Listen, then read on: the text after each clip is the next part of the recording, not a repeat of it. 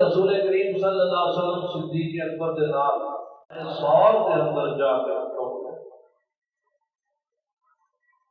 صدیق اکبر رضی اللہ تعالیٰ عنہ غار میں پہلے داخل ہوئے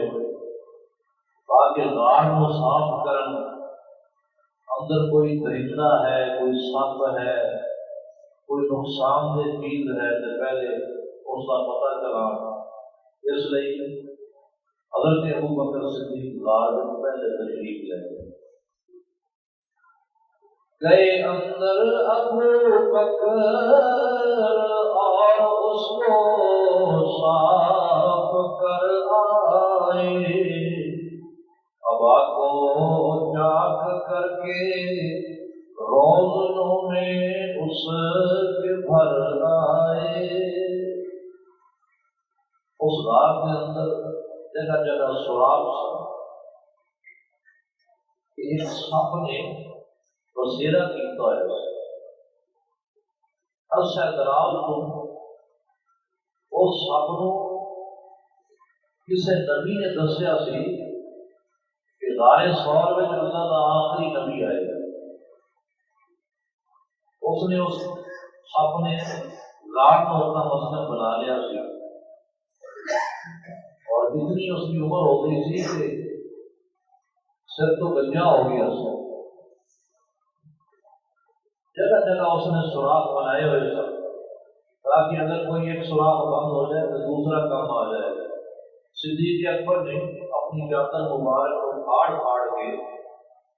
وہ سوراخ بند کرنے شروع کی۔ چادر ختم ہو گئی پر ایک سوراخ باقی ہے۔ چنانچہ صدیق اکبر نے وہ جرا سوراخ بچ گیا سی اندے اپنی ایڑی رکھ اپنی ایڑی نہ سوراخ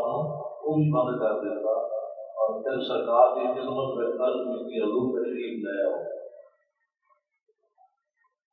گئے اندر ابو بکر اور اس کو صاف کر آئے، ابا کو چاک کر کے روزنوں میں اس کے بھر آئے۔ ازل سے سو رہی تھی خاک کی توقیر جاگ اٹھی، یکایک اس اندھیرے غار کی تقدیر جاگ اٹھی۔ سرکار تو عالم صلی اللہ علیہ وآلہ وسلم اس غار میں داخل ہوئے اور حضرت ابو بکر صدیق رضی اللہ تعالیٰ عنہ کی گود میں حضور آرام فرما ہوئے۔ وہ سب جڑا جس نے ٹھکانہ بنایا ہے، جدو آقا کی خوشبو انہاں روزنہ سوراخاں کے ذریعے تھلے پہنچے، وہ سب حضور کا عاشق سی، حضور کے عشق کی وجہ سے جو ڈیرا لایا ہے، بے چین اور بےتاب ہو کے جس سوراخ جو نکلنا چاہتا ہے وہی بند۔ جدو اس سوراخ سے آیا جس سے حضرت ابو بکر صدیق رضی اللہ تعالیٰ عنہ نے اپنی ہڈی رکھ کے سوراخ کو بند کیتا ہے، تو اس نے اس جگہ کو نرم محسوس کیا کہ بند تو ہے لیکن نرم، ہڈی نرم سی، ایڑی نرم سی۔ چنانچہ اس نے پہلے بھی اشارہ دیتا اپنے سر کے نال کہ صدیق ہڈی ہٹا دے، لیکن حضرت ابو بکر صدیق اور جو کرنا ہو مضبوطی کے نال ہڈی نو جما دیتا۔ جب سب نے دیکھا کہ کوئی چارہ نہیں غار میں داخل ہونے واسطے، انہیں صدیق اکبر رضی اللہ تعالیٰ عنہ کی ہڈی سے ڈنگ مار دیا،